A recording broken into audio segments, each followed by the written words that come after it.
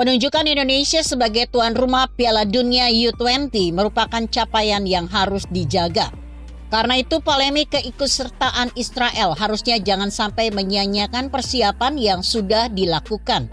Seperti dilansir Detik News, Partai Persatuan Pembangunan dengan tegas menolak kedatangan timnas U20 Israel untuk bertanding di Piala Dunia U20 yang akan berlangsung di Indonesia.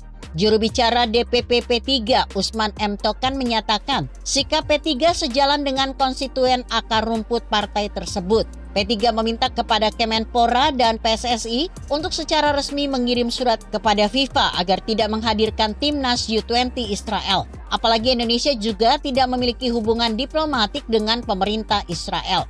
Pria yang biasa disapa Doni Tokan ini dalam keterangan tertulisnya menilai keikutsertaan Israel bertolak belakang dengan prinsip perdamaian dan sportivitas yang dijunjung tinggi dunia olahraga. Kita yakin dan percaya bahwa olahraga seharusnya bisa mempersatukan antar bangsa. Namun selama ini melanggar prinsip tersebut, maka P3 secara tegas menolak itu, jelasnya. Ia menambahkan bahwa P3 tidak mau menyakiti hati rakyat yang selama ini menolak kolonialisme. Menurutnya selama ini Israel merupakan representasi penjajahan di atas dunia. P3 tidak ingin hati rakyat tambah terluka atas penindasan rakyat Israel kepada Palestina.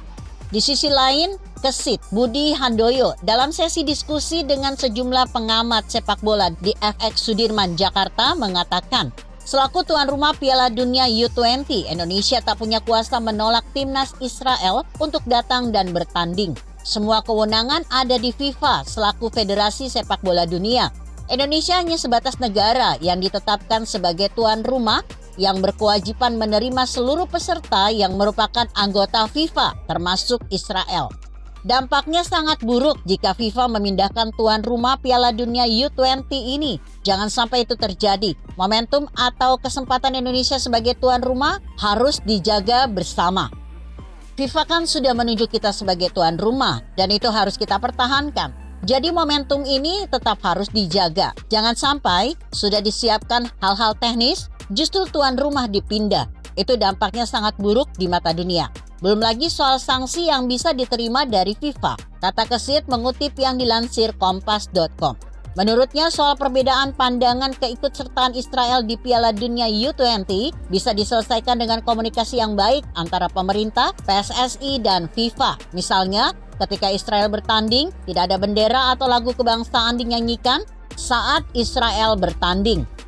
Hal senada disampaikan pengamat sepak bola senior Muhammad Kusnaini. Dia berharap pemerintah Indonesia dan juga LOC Piala Dunia U20 2023 bisa bersinergi dengan baik agar pelaksanaan hajatan akbar di Indonesia bisa terlaksana dengan mulus. Bungkus, sapaan akrabnya, menilai aksi yang didapat Indonesia dipastikan lebih berat dibanding saat diterima pada 2016 silam. Saat itu FIFA membekukan keanggotaan PSSI gara-gara intervensi pemerintah RI. Berkaitan dengan Piala Dunia U20 akan lebih pelik. Jika gagal melaksanakan event tersebut, Indonesia dianggap menodai kepercayaan yang diberikan FIFA.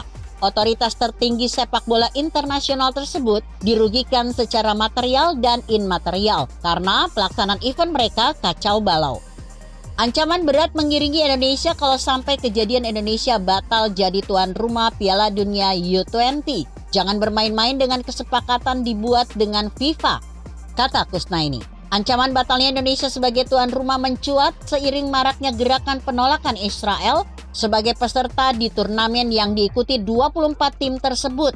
FIFA dikenal sebagai organisasi yang anti-diskriminasi. Penolakan Israel dianggap sebagai sebuah tindakan diskriminasi. Mereka secara sah menjadi peserta Piala Dunia U20 setelah lolos dari kualifikasi dengan status runner-up Piala Dunia U20 2022 zona Eropa.